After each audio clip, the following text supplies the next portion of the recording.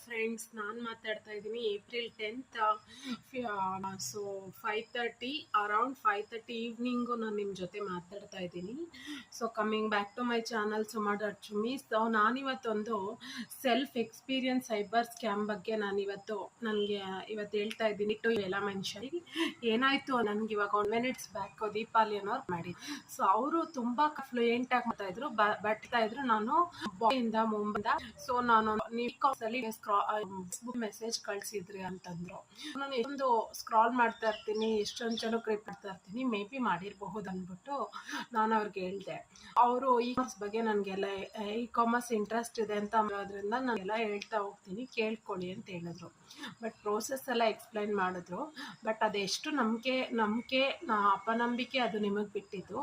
But process ಎಲ್ಲ loyal ಆಗೇ ಇತ್ತು. ಬಟ್ ಅದ್ರಲ್ಲಿ ಸ್ಕ್ಯಾಮ್ ಇದೆ ಅನ್ನೋದು ನಂಗೆ ಪಕ್ಕಾ ಗೊತ್ತಾಯಿತು ಫ್ರೆಂಡ್ಸ್. ಸೊ ಅವರು ಕೊರಿಯರ್ ಏಜೆನ್ಸಿ ನಾವು ಫ್ರ್ಯಾಂಚೈಸಿ ನಾನು ನಿಮಗೆ ಕೊಡ್ತೀನಿ.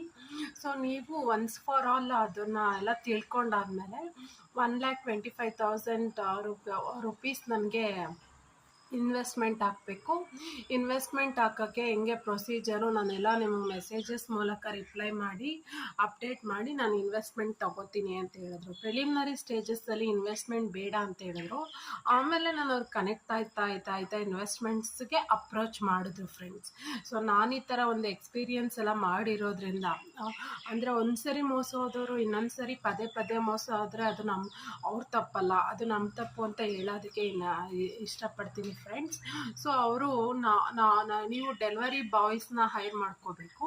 ಸೊ ನಿಮ್ಗೆ ಅದ್ರ ಬಗ್ಗೆ ಐಡಿಯಾ ಇಲ್ಲ ಅಂದಿದ್ದಕ್ಕೆ, ಸೊ ನಿಮ್ಗೆ ಅದ್ರ ಬಗ್ಗೆ ಐಡಿಯಾ ಇಲ್ಲ ಅಂದರೆ ನಾವು ಅಲ್ಲಿ ಜಾಬಲ್ಲಿ ಇರೋರ್ದು ಕಾಂಟ್ಯಾಕ್ಟ್ ನಂಬರ್ಸ್ ಕೊಡ್ತೀವಿ. ಅವರಿಂದ ಡೆಲಿವರಿ ಬಾಯ್ಸ್ನ ಹೈರ್ ಮಾಡ್ಕೊಳ್ಳೋಕ್ಕೆ ನೀವು ಟ್ರೈ ಮಾಡ್ಬೋದು, ಅವರೊಂದು ಐಡಿಯಾ ಕೊಡ್ತಾರೆ ಅಂತ ಹೇಳಿದ್ರು. ಬಟ್ ಅವ್ರ ನೇಮು ಎಲ್ಲ ಹೇಳಿದ್ರು. ಬಟ್ ವರ್ಲ್ಡಲ್ಲಿ ತುಂಬ ಜನ ಇದ್ದಾರೆ, ನೀವು ಯಾರನ್ನ ಅಂತ ಕೇಳ್ತೀರಾ, ನಮ್ಗೊಂದು ಡೆಲಿವರಿ ಬಾಯ್ಸ್ ಹೈರ್ ಮಾಡ್ಕೊಡಿ ಅಂತ ಹೇಳ್ತೀರಾ.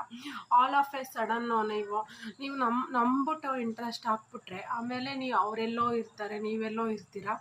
ಅದು ಅಮೌಂಟು ಮೋಸ ಆದರೆ ನೀವೇನು ಮಾಡ್ತೀರಾ ಸ್ನೇಹಿತರೆ?